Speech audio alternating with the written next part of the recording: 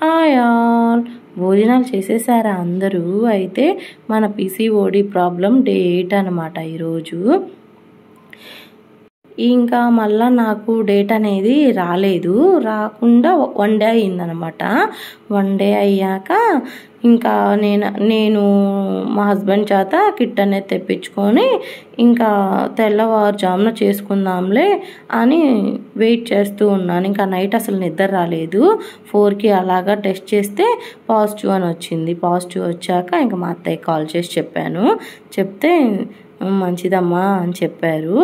ఆ తర్వాత మా హస్బెండ్కి చెప్పాను, నిద్రపోతుంటే ఎందుకులే లేపడం అని చెప్పేసి తెల్లారాక చెప్పాను.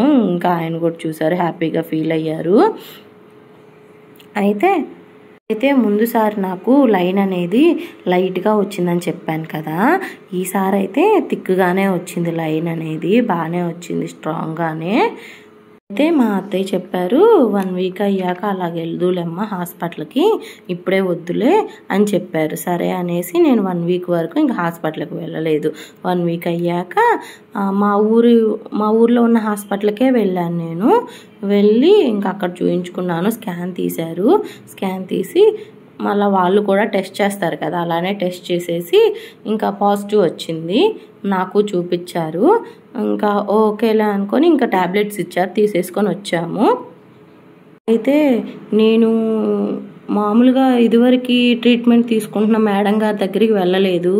అంటే ఇప్పుడే కదా స్టార్టింగ్ టైము, జర్నీలు అవి చేయకూడదు, 60 కిలోమీటర్స్ ఉంటుంది, మరి వెళ్ళాలంటే కష్టం కదా, ఈ స్టార్టింగ్ టైంలో ప్రెగ్నెన్సీ అనేది స్టార్టింగ్ టైంలో వెళ్ళకూడదని చెప్పేసి నేను వెళ్ళలేదన్నమాట మేడం గారి దగ్గరికి. అయితే ఈ ప్రెగ్నెన్సీ అనేది నాకు కన్ఫర్మ్ అవ్వకముందే మేము సపరేట్గా కూరగాయల బిజినెస్ చెయ్యాలని సపరేట్ అయ్యాము. అయితే మా అత్త మా మామ వాళ్ళ ఊరు వెళ్ళేసి ఇంకా బండి అనేది తెచ్చుకున్నాము. కొనుక్కొని తీసుకొచ్చాక అప్పుడు బండి వచ్చిన సెకండ్ డేనే ఇంకా ప్రెగ్నెన్సీ కన్ఫర్మ్ అయింది నాకు. మరి కూరగాయల బిజినెస్ అంటే మరి ఆ బండిగాని లేకపోతే వచ్చిన కొంచెం అమౌంట్ కూడా ఇంకా బళ్ళకి వెళ్ళిపోతుంది. అందుకని సొంత బండి ఉండాలని చెప్పేసి మా అత్త మా మామ దగ్గరికి వెళ్ళేసి మేము బండి కొనుక్కోవడం జరిగింది. వచ్చిన 1 డే సెకండ్ డే అంతే ప్రెగ్నెన్సీ కన్ఫర్మ్ అయిపోయింది నాకు. అయితే అలానే మెల్లిగా వెళ్ళేదాన్ని నేను కూరగాయలకి.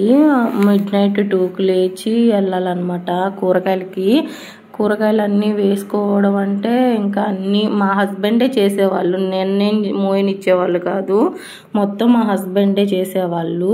మొత్తం బండికి వేసుకొని మళ్ళీ అక్కడ నుంచి మేము కూరగాయలు అమ్మే ప్లేస్కి వెళ్ళి మొత్తం నీట్గా సర్ది పెట్టి ఉండేవాళ్ళు. అంటే ఆయనకి బిజినెస్ గురించి అంత అవగాహన లేదు. నేనంటే 10 ఇయర్స్ నుంచి పైనే అనమాట. మా అమ్మ వాళ్ళు ఫస్ట్ నుంచి అదే బిజినెస్ కాబట్టి నాకు అలా తెలుసు, ఆయనకు అనేది తెలియదు అంతగా. సో నేను అమ్మేదాన్ని అనమాట కూర్చొని, ఆయన అన్నీ నీట్గా సర్ది పెడితే. కానీ ఇంకా 25 డేస్ అయ్యాక ఇంకా నాకు బాగా వాంతులు అలాగా ఇంకా ఎక్కువగా నీరసం అనేది స్టార్ట్ అయిందనమాట.